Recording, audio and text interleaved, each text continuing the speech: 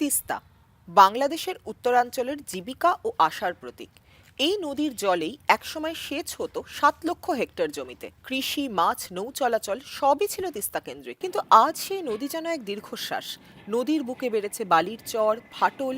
শুকনো মরশুমে এই নদী যেন এক মরুভূমি, আর বর্ষায় হয়ে ওঠে মৃত্যুস্রোত, যার ফলে সবচেয়ে বেশি বিপর্যস্ত হন লালমনিরহাট, নীলফামারী, রংপুরের 2 কোটিরও বেশি মানুষ, যাদের জীবন নদীর মতোই পৌঁছায় সংকটের গভীরে। জয়নাল সেই মানুষদেরই একজন। এখন বালির নিচে চাপা পড়ে আছে তার অতীত। আমি মনে করেন যে 30 বছর ধরে আবাদ করছিলাম বাবার জমি, এখন জমা জমি সব ভাঙায় নিয়ে গেছে নদী, পানি পাইতেছি না। আর যখন মনে করেন যে পানি লাগে না, তখন মনে করেন যে পানি ডুবাই দেয়। তখন আমি যখন করতে পারি না, তখন মনে করেন যে কৃষি স্কুল না ভাই কাম কাজ করতে পারি না, তখন আমি একজনকার একটা ভ্যান ভাড়া নিয়ে আমি চালাইতেছি। আবার তিস্তার পানি কোন সময় দেয়, যেমন দেখা গেল একটা আবাদ আমাদের মুখোমুখি হচ্ছে বা ঘরে আসবে, এই সময় ভারত সরকার এমন একটা চাইল করিয়ে এমনভাবে পানি ছাড়িয়ে দেয়, আমাদের ওই খেত আর বাড়ি এসার মতন কোনো ক্ষমতা থাকে না। পরে দেখা যায় যে আমাদের কৃষি কৃষি লস খাচ্ছে। আমরা বাড়ি মনে করেন যে আলানাতে এই তো এই 10-15 দিনের আর কি এটাই ছেলে আমরা আসছি সবাই, বাড়ি ভাঙ্গা ছেড়ে নিয়ে আসি। জমা কিছু নাই, বুঝছেন, নদী একবার ক্ষতি করে আলাইছে, কিছু নাই, পিঠা বাড়ি একবারে নিয়ে গেছে। তিস্তা পাড়ের মানুষের কান্নার শব্দ না এই দেশের 16 কোটি মানুষ শোনে না। ওইখানে যে 2 কোটি মানুষ থাকে 5টা জেলায়, তাদের যে কান্নার শব্দ, বিশেষ করে তিস্তা পাড়ের একদম অববাহিকায় যারা বাস করে, তাদের কান্নার শব্দ এই দেশের 16 কোটি মানুষ শোনে না। কারণ কেন? গলা শুকায় গেছে, তো পানির অভাবে তো গলা তো শুকায় গেছে, শব্দ করে কানতে পারে না। শব্দ করে কানলে না হলে আপনাদের কানে পৌঁছাইতো। তিস্তা পাড়ে যদি কখনো যান, নিজের বিবেক দিয়ে দেখেন, আপনি সেদিন থেকে তিস্তা পাড়ের পক্ষে, তিস্তা প্রকল্পের পক্ষে কথা বলবেন। আপনি যদি নিজে একবার দেখে আসেন তিস্তা পাড়ের মানুষের কষ্টের কথা, যে একটা মহিলা যার 2টা শাড়ি নেই, কারণ কেনার ক্ষমতা নেই, একটা বাচ্চা অপুষ্টিতে ভুগতে ভুগতে মারা যাচ্ছে, বিনা চিকিৎসায় মারা যাচ্ছে, একটা মানুষ তার পরনের একটাই পোশাক পরে জীবনযাপন করতে হচ্ছে, কিচ্ছু করার নাই তো।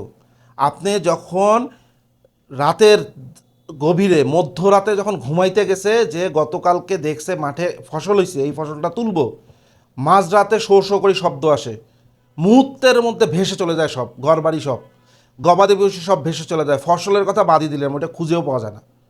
এছাড়া নদী ভাঙন তো আছেই, আজকে এইখানে বসবাস করে তো কালকে এখানে, বিঘার পর বিঘা জমির মালিক তারা পর্যন্ত নিঃস্ব হয়ে ঢাকা শহরে এসে রিক্সা চালায়, যাদেরকে কথায় কথায় আপনারা চত্থাপ্পড় মারেন, সেই রিক্সা চালায় উত্তরবঙ্গের মানুষ এসে, যাদেরকে মফিজ বলে হাসাহাসি করেন।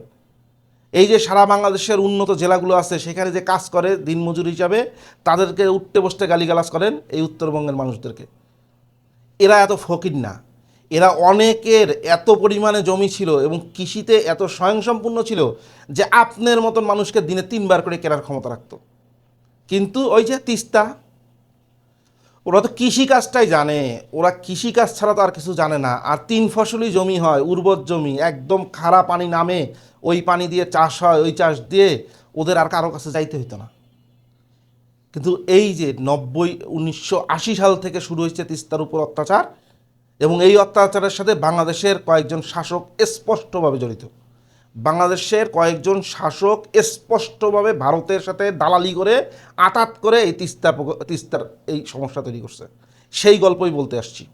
দেখেন, পদ্মা ব্রিজ হয়েছে, আমি বলছিলাম সেদিন কাজে একটা লেখায়, যে পদ্মা ব্রিজ, তারপরে কর্ণফুলী টানেল, কক্সবাজার যে রেলওয়ে, এই যে মেগা প্রকল্প আছে না, এদের থেকে 1000 গুণে বেশি ইম্পর্টেন্ট হচ্ছে তিস্তা মহাপরিকল্পনা প্রকল্প। কারণ কেন জানেন? এই যে পদ্মা নিয়ে যে স্বপ্ন দেখাইছে না, যে একটা বাংলাদেশের জিডিপি উড়াই দিবে, কি উড়াই দিছে? আসেন খাতা কলমে আসেন, চ্যালেঞ্জ করব, 0.01% কন্ট্রিবিউশন করতে পারতেছে না জিডিপির। পদ্মা ব্রিজের এখন যে কস্টিং, মেনটেনেন্স কস্ট, সেই পরিমাণে যানবাহনের দিক দিয়ে যায়ই না। ওই অঞ্চলের মানুষ যাতায়াতের সুবিধা পাইছে পদ্মা ব্রিজের কারণে, তারা হুট করে চলে যেতে পারে, বাসে করে একটানে চলে যেতে পারে, সেটা ঠিক আছে।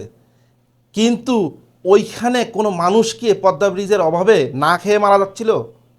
পদ্মা ব্রিজ না হইলে ওই যে গোপালগঞ্জ, তারপরে বরিশাল, এই অঞ্চলের মানুষগুলো কি না খেয়ে মারা যাচ্ছিল? না খেয়ে মারা যাচ্ছিল না। কিন্তু তিস্তা প্রকল্পের কারণে কিন্তু আসলেই মানুষ না খেয়ে মারা যাচ্ছে। আসলেই শিশুরা অপুষ্টিতে ভুগে মারা যাচ্ছে, আসলেই বন্যায় পানিবাহিত রোগে মানুষ মারা যাচ্ছে, এবং খরার সময় পানির অভাবে বিভিন্ন রোগের উৎপত্তি হচ্ছে, সেই কারণে মারা যাচ্ছে। তাহলে বুঝেন কতটুকু গুরুত্বপূর্ণ। রংপুরে বিশ্ববিদ্যালয়ের নাম ফুটানোর জন্য দিছে, বিভাগ ঘোষণা করছে নাম ফুটানোর জন্য, ওই হাজার হাজার কোটি টাকা দরকার ছিল না, কিন্তু তিস্তা প্রকল্পটা দরকার ছিল। কিন্তু তিস্তা প্রকল্প করলে তো আবার ভারত রাগ হয়ে যাবে। ভারত যে প্রতি বছর ঘটা করে দেশের মানুষকে মারে, সেই উৎসবটা তো বন্ধ হয়ে যাবে। তাই তিস্তা প্রকল্প করা যাবে না, ওটা নিয়ে ধানাই পানাই করা যাবে, প্রতি 6 মাস পর পর মূলা ঝুলানো যাবে, এর বেশি কিছু করা যাবে না। এটাই তো দেখছি আমরা গত 15 বছর। এই বিষয়ে কথা বলতে আসছি আপনাদেরকে। আমি এই তথ্যগুলো নিয়েছি হচ্ছে Bangladesh water development board, joint river commission, Bangladesh bureau of statistics, independent কিছু রিসার্চ আছে, সিপিডির, IUCN-এর আছে, ইউনিসেফের আছে, তারপরে হচ্ছে হুয়ের আছে, এবং জাতিসংঘেরও আছে কয়েকটি ইন্ডিপেন্ডেন্ট রিসার্চ পেপার আছে। এগুলো দেখলে আপনারা এই তথ্যগুলো ভালো করে পাবেন। আমি তবু সংক্ষেপে কিছু বলি। দেখেন, এই নদীটা আসছে মূলত ভারতের সিকিম হয়ে সরাসরি পশ্চিমবঙ্গ হয়ে, তারপরে বাংলাদেশে ঢুকছে হচ্ছে লালমনিরহাট, রংপুর, তারপরে কুড়িগ্রাম, গাইবান্ধা, নীলফামারী, এই অঞ্চলটা পুরাই হচ্ছে এই নদীটা আসছে এর উপর দিয়ে। 5টা জেলা সরাসরি 5টা জেলার বুকের উপর দিয়ে আসছে এই নদীটা, এসে ব্রহ্মপুত্রে পড়ছে। এইখানের মোট দৈর্ঘ্য হচ্ছে এই নদীটার হচ্ছে 415 কিলোমিটার, তার মধ্যে বাংলাদেশ অংশে পড়ছে হচ্ছে 110 কিলোমিটারের মতন। আর এইখানে সেচ এলাকা আছে হচ্ছে 1,11,000 হেক্টর হচ্ছে সেচ এলাকা, মানে কৃষি জমি। এই জায়গাটা হচ্ছে বড় সমস্যাটা কবে থেকে শুরু হয়েছে, আপনাদেরকে একটু ইতিহাসে আসি। সেটা হচ্ছে ভারত একতরফাভাবে এই তিস্তার পানি তুলে নিচ্ছে।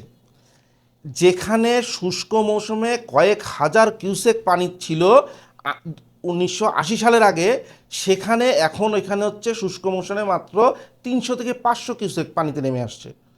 এবং ওই এলাকায় সরাসরি নদীর কারণে ক্ষতিগ্রস্ত হচ্ছে প্রায় 1 কোটির উপরে মানুষ, এবং পরোক্ষভাবে ক্ষতিগ্রস্ত হচ্ছে প্রায় 2,10,00,000 মানুষ। এর ইতিহাসটা শুনেন, তাহলে বুঝতে পারবেন যে বাংলাদেশের কারা কারা চায় না আসলে তিস্তা প্রকল্প হোক। মুখে কথা বলে কিন্তু চায় না। এই যে গজলডোবা বাঁধ, এই বাঁধটা শুরু হয় হচ্ছে 70-এর দশকে, কিন্তু তারা কিন্তু ভারত এটা কমিশন করে নাই, মানে চালু করে নাই। চালু করে নাই কেন?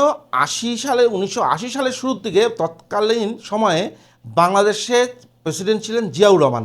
জিয়াউর রহমান বলছিলেন গজলডোবা যদি বাঁধ অ্যাক্টিভ করা হয় তাহলে তিনি প্রয়োজনে জাতিসংঘে যাবেন। এখন হয়েছে কি, এইটা ভারত চাইছিল যে বাংলাদেশের সাথে কোনো ধরনের একটা লামসাম যদি চুক্তি করে ফেলা যায়, তাহলে ভারত এই বাঁধটা চালু করলে তেমন একটা সমস্যা হবে না। কারণ যদি বাইলেটারাল কোনো ইস্যু থাকে, তখন কিন্তু ওই বিষয়ে আন্তর্জাতিক কোনো সংস্থা আর হস্তক্ষেপ করতে পারে না। ওই যে কাশ্মীর নিয়ে দেখেন না, আন্তর্জাতিক কোনো সংস্থা কেন ওইখানে হস্তক্ষেপ করতে পারে না, জাতিসংঘ ওইটা নিয়ে কেন একটা টু শব্দ করে না? কারণ কাশ্মীর নিয়েও কিন্তু পাকিস্তানের সাথে ভারতের একটা চুক্তি আছে, সেই সব চুক্তির কারণেই পারে না। তেমনি ভারত একটা প্রত্যাশা ছিল বাংলাদেশের সাথে একটা চুক্তি করবে। এবং বাটপার এরশাদ যখন ক্ষমতায় আসলো জিয়া রহমান মৃত্যুর পরে, এই বাটপার নিজে উত্তরবঙ্গের, সে কিন্তু ভারতের সঙ্গে চুক্তি করে বসলো। ভারতের সঙ্গে চুক্তি করলো কি? ভারতের সাথে চুক্তি করলো যে ভারত তিস্তা নদী থেকে 39% পানি প্রত্যাহার করতে পারবে, বাংলাদেশ তার সেচ কাজে 36% ব্যবহার করতে পারবে, আর বাকি 25% পানি সরাসরি মেইন স্ট্রিম দিয়ে নেমে একদম ব্রহ্মপুত্রের সাথে মিশে যাবে, যাতে নদীর গতিপথটা ঠিক থাকে। তারপরেও কিন্তু ভারত সম্পূর্ণ কমিশন করে নাই এরশাদের সঙ্গে চুক্তির পরেও। এছাড়া এরশাদ এখানে একটা 90 সালে এসে তথাকথিত তিস্তা ব্যারেজ বানাইছে, আপনারা গেলে দেখতে পারবেন না। এই তিস্তা ব্যারেজ কোনো কাজে আসে না, কারণ যে নদীতে শুষ্ক মৌসুমে 300 কিউসেক পানি থাকে, ওইখানে তিস্তা ব্যারেজ কোনো কাজেই আসে না। উনি জাস্ট এটা লামসাম বলে তখনকার সময় উত্তরবঙ্গের মানুষকে বুঝাইছে যে না, ভারতের গজলডোবার সাথে আমরা বাঁধ নিয়ে চুক্তি করছি, কিন্তু আমরা তিস্তা ব্যারেজ করতেছি, অতএব আর কোনো সমস্যা হবে না। এই যে কিন্তু বাংলাদেশের উত্তরবঙ্গের মানুষের বুকের মধ্যে খিল উনি মারা শুরু করলো। তারপরে 1998 সালে যখন বাংলাদেশের প্রেসিডেন্ট ছিলেন জাস্টিস শাহাবুদ্দিন আহমেদ এবং বাংলাদেশের প্রধানমন্ত্রী ছিলেন শেখ হাসিনা, সেই সময় এসে ভারত 1998 সালে এসে এই গজলডোবা বাঁধটা কমিশন করেন। কমিশন করার পরেই দেখা যায় আসল খেলা। তখন থেকেই প্রত্যাহার শুরু করে হচ্ছে পানি ফুল কমিশনড হয়ে যায় বাঁধটা, এবং বাইলেটারালও একটা চুক্তি আছে এর সাথে সাথে। আর 98 সালে এসে তো শেখ হাসিনা নিশ্চয়ই ভারতের বিরুদ্ধে কোনো কথা বলবে না, অতএব সুন্দর করে তারা পানি প্রত্যাহার শুরু করে দেয় এবং ব্যাপক আকারে পানি প্রত্যাহার শুরু করে। এটাও চলতেছিল, তবুও কোনো রকম যতটুক পানি আসছিল তাও চলতো মানুষের। কিন্তু 2014 সালের ফেব্রুয়ারি মার্চ মাসে এসে দেখা যায় যে ভারত নতুন করে মহানন্দা ক্যানেল দিয়ে সম্পূর্ণ পানি প্রত্যাহার শুরু করে তিস্তার। তাতে দেখা যায় 2014 সালের ফেব্রুয়ারি মাসে যেখানে কয়েক হাজার কিউসেক পানি থাকার কথা হচ্ছে তিস্তাতে, সেই তিস্তার পানি নেমে আসে 300 থেকে 500 কিউসেকে, মানে অলমোস্ট ড্রাই, একদম মাটি ফেটে ফেটে যাচ্ছে পানির অভাবে, এবং মানে টিউবওয়েলে পর্যন্ত পানি ওঠে না ওই তিস্তা পাড়ের মানুষের, এত খরা তৈরি হয়ে গেছে শুষ্ক মৌসুমে। এবং আশ্চর্যজনকভাবে সেই বিষয়ে কোনো কথা বলা হয় নাই। অবশ্য তখনকার বলা হয়তো যে ভারত বাংলাদেশ স্বামী স্ত্রীর সম্পর্ক, এই গল্প আমাদেরকে শোনাইতো, আর বলতো এই যে আগামী 6 মাসের মধ্যে চুক্তি হবে, যাই তাহলে আরেকটা চুক্তি করে আসি, ভারত যেটা চাচ্ছে এটাই তো হয়েছে। এই 15 বছরে কতবার আমাদেরকে স্বপ্ন দেখাইছে যে এবারকাই তিস্তা হবে, এরকম করতে করতে তাদের সাথে কত চুক্তি করে ফেলছে, কিন্তু তিস্তা নিয়ে আর কোনো কথা হয় নাই। ওই মমতার দোহাই দেওয়া হয় যে পশ্চিমবঙ্গের মমতা চাচ্ছে না। আরে ভাই, ভারত যদি বাংলাদেশ থেকে কিছু চায়, ঢাকা শহরের মেয়র, ঢাকা আমাদের না হলে প্রদেশ নাই, আমাদের তো বিভাগগুলো আছে, ঢাকা বিভাগের কেউ ওইটার আপত্তি জানাইলে তাহলে কি আমাদের ওই তৎকালীন প্রধানমন্ত্রী শেখ হাসিনা বলতে পারতেন যে আমি তো চাই, কিন্তু ওই যে আমার ভাতিজা যে ঢাকার মেয়র তাপস আছে ও তো চাচ্ছে না, তাই চুক্তি হবে না? এটা কি বলা সম্ভব? দুইটা দেশের মধ্যে কথা হচ্ছে, এখানে একটা প্রদেশকে রাজি করার দায়িত্ব তাদের সরকারের। এগুলা লামসাম আমাদেরকে বুঝাইতো। যাই হোক, বাদ দেন ওগুলা, অনেক হয়েছে। এখন যেটাতে আসি, চীন তাদের ওয়াংহো নদী নিয়ে একটা বড় সমস্যায় পড়তো। এই সমস্যার কারণে কিন্তু তারা ওই ওয়াংহো নদীর মধ্যে একটা মহাপরিকল্পনা করে এবং নদী শাসন করে তাদের এই ওয়াংহো তাদের এখন কিন্তু অ্যাসেটে পরিণত করছে। সেটারই একটা এক্সটেনশন প্ল্যান হিসাবে কিন্তু বাংলাদেশকে তিস্তার সমস্যার সমাধানের প্রস্তাব দেয় চীন সর্বপ্রথম। তাদের যে বিআরআই প্রকল্প আছে, সেই বিআরআই প্রকল্পের মাধ্যমে, রোড ইনিশিয়েটিভ যেটাকে বলা হয়, এখানে বলা হচ্ছে যে এই যদি তিস্তা মহাপরিকল্পনাটা বাস্তবায়ন সম্ভব হয়, তাহলে বাংলাদেশের যে 105 কিলোমিটার নদীটা আছে, এই নদীটা সম্পূর্ণ পুনরুদ্ধার করা যাবে। এই নদী যে ভেঙে চুরে অনেক কৃষি জমি নষ্ট করছে, এই প্রায় 170 বর্গ কিলোমিটার নতুন করে জমি উদ্ধার করা সম্ভব হবে। এবং ওই সেচ প্রকল্প যদি ঠিক মতন হয়, তাহলে সরাসরি 1 কোটির অধিক মানুষ সরাসরি এটার সুফল ভোগ করবে কৃষিতে, এবং কৃষি উৎপাদনে বাংলাদেশের কন্ট্রিবিউশন করবে প্রায় 10 লক্ষ থেকে 25 লক্ষ মেট্রিক টন নতুন করে আরও শস্য উৎপাদন সম্ভব হবে ওই অঞ্চলে।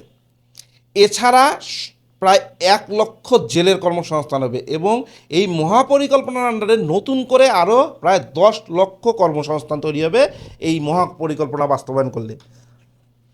দেখেন, আমি বলি এগ্রিকালচার রিভলিউশন, এখানে কি বলতেছে? এগ্রিকালচার রিভলিউশনে বলতেছে যে নতুন করে 1 লক্ষ হেক্টর জায়গাতে ইরিগেশনের প্রবলেম সলভ হবে। তাতে ওই অঞ্চলে যে এই যে 15 লক্ষ মেট্রিক টন বোরো মৌসুমের শর্টেজ থাকে, এই 15 লক্ষ মেট্রিক টন বোরো শর্টেজটা ফুলফিল করা সম্ভব হবে। এবং নদীর ভাঙনের কারণে যে জমি হারায় গেছে, সেই জমি প্রায় 170 স্কোয়ার কিলোমিটার নতুন করে আবাদি জমি তৈরি করা যাবে, যেগুলো নদীগর্ভে বিলীন হয়ে গেছে। সেখান থেকে নদী উদ্ধার হইলে, নদীর একটা নির্দিষ্ট গতিপথ হলে আর নদীর ভাঙন হবে না, তখন যে চরের পাশগুলো আছে সেগুলো ডেভেলপমেন্ট করে ওখানে কিন্তু 170 স্কোয়ার কিলোমিটার নতুন করে জায়গা উদ্ধার করা যাবে। এছাড়াও ওখানে কিন্তু ইকোনমিক জোন হিসাবেও এস্টাবলিশমেন্ট পাবে, কারণ ওই নদীতে যদি গতিপথ ঠিক থাকে, ওটা কিন্তু সরাসরি ব্রহ্মপুত্র হয়ে যমুনা হয়ে সরাসরি কিন্তু একটা নদীপথ পাবে। তাতে কিন্তু ইকোনমিক জোন হলে ওইটা একটা প্রফিটেবল ইকোনমিক জোন হবে। ওই অঞ্চলে যে কৃষি নির্ভরশীল পণ্য হয়, সেগুলোর উপর বেস করেও কিন্তু অনেক ইন্ডাস্ট্রিজ হইতে পারে। এছাড়া নতুন করে এমপ্লয়মেন্ট জেনারেট করবে 8 লাখ থেকে 10 লক্ষ, যদি এই তিস্তা মহাপরিকল্পনা বাস্তবায়ন হয়। দেখেন এর ফলে কি হবে জানেন, এই যে আমি একটু আগে রাগের চোটে ইমোশনালি সরি বললাম যে পদ্মা ব্রিজ বা হচ্ছে কর্ণফুলী টানেল নিয়ে, কারণ ওগুলো আসলে কোনো আহামরি এখন পর্যন্ত রেজাল্টে নেই। হ্যাঁ, বাংলাদেশের অর্থনৈতিক অবস্থা যদি কোনোদিন অনেক বড় কিছু হয় তখন ওগুলো সরাসরি ইম্প্যাক্ট পড়বে। কিন্তু তিস্তা মহাপরিকল্পনা হলে ন্যাশনাল জিডিপিতে 1 থেকে 1.5% হচ্ছে ইম্প্যাক্ট করবে। কারণ কেন, ওই যে আমি বারবার বলতেছি 15 লক্ষ মেট্রিক টন বড় মৌসুমে এক্সট্রা চাল উৎপাদন হবে। এছাড়া তো মৌসুমি চাষবাস আছেই, ইরিগেশন কমপ্লিট হলে ল্যান্ড নতুন করে রিক্লেমেশন হবে হচ্ছে 170 স্কোয়ার কিলোমিটার, জব ক্রিয়েশন হবে সেটাও বললাম। আর মাত্র এই প্রোগ্রামটা করতে $1 বিলিয়ন খরচ হবে মাত্র। এই $1 বিলিয়ন হচ্ছে আমাদের এত শর্টেজ হয়ে গেছে বাংলাদেশের যে মাত্র $1 বিলিয়ন হচ্ছে না তিস্তা মহাপরিকল্পনার জন্য। মূল কারণটা কি জানেন, এখানে অর্থনৈতিক কারণ না, মূল কারণটা হচ্ছে ভারত যদি অখুশি হয়ে যায়। কারণ ভারত যে প্রতি বছর উৎসব করে বাংলাদেশের মানুষকে মারে, তিস্তা পারের মানুষকে মেরে ফেলে, এইটা যে বন্ধ হয়ে যাবে, তাতে যে স্বামী স্ত্রীর সম্পর্কের টান পড়বে। বলছে না আমাদের প্রাক্তন পররাষ্ট্রমন্ত্রী তো বলছে ভারত বাংলাদেশের সম্পর্ক স্বামী স্ত্রীর সম্পর্ক, তো সেই সম্পর্কে টান পড়বে। নাহলে বাংলাদেশ মাত্র $1 বিলিয়ন খরচ করতে পারতেছে না 2 কোটি মানুষের জীবনের বিনিময়েও। আমাদের চাওয়া হচ্ছে যে মানে এই আমাদের চাওয়া না, তিস্তা অববাহিকার 2 কোটি মানুষই চাচ্ছে যে দ্রুত তিস্তা মহাপরিকল্পনাটা বাস্তবায়ন করা। এই মহাপরিকল্পনা বাস্তবায়ন করলে প্রতি বছর ভাঙনে 1 লক্ষ কোটি টাকার সম্পদ কিন্তু তিস্তা খেয়ে ফেলে, ঘর বাড়ি অবকাঠামো সব কিছু এই ভাঙনের হাত থেকে রক্ষা পাবে। আর শাখা নদী যেগুলো আছে, আমাদের তিস্তার সঙ্গে যে শাখা নদীগুলো আছে, এটা তো ভারত মারে নাই, এই শাখা নদীগুলো দখল হয়ে যাচ্ছে, এটাকে পুনরুদ্ধার করা জলাধার হবে। এখন বর্তমান সরকারের কাছে একটাই আবেদন, প্লিজ যেমন করে হোক চীনের মাধ্যমে এই প্রজেক্টটা সম্পন্ন করেন। চীনের মাধ্যমে কেন, একমাত্র বিশ্বের চীনি এক্সপেরিয়েন্স এই সব প্রজেক্টের, চীনের নিজস্ব অভিজ্ঞতা আছে এই ধরনের নদী শাসন ব্যবস্থায়। তাদের এই হোয়াংহো নদীতেই এই মাস্টার প্ল্যানটাই কিন্তু এক্সিকিউট করছে। এই এক্সপিরিয়েন্স বর্তমানে বিশ্বের অন্য কোনো দেশের নাই। এই মাস্টার প্ল্যানটা একমাত্র অভিজ্ঞ দেশ চীন, এবং চীন নিজে থেকেই এই প্রস্তাবটা আনছে। এই প্রস্তাবটা কিন্তু বাংলাদেশের কেউ করে নাই, এটা কেউ বললে কানের গোড়া দিয়ে একটা মারবেন, পুরাই চাপাবাজি। চীন নিজের বিআরআই প্রকল্প থেকে কিন্তু এই প্রজেক্টের একটা প্ল্যানিং দিছে বাংলাদেশ সরকারকে, এবং তখন থেকেই তিস্তা মহাপরিকল্পনা নিয়ে এত কথাবার্তা চলতেছে। অতএব চীনের সাথে যদি এই প্রকল্পটা শুরু করা যায় তাহলে কিন্তু আসলেই 2 কোটি মানুষের অন্তপক্ষে 2 বেলা ভাতের জোগান হবে।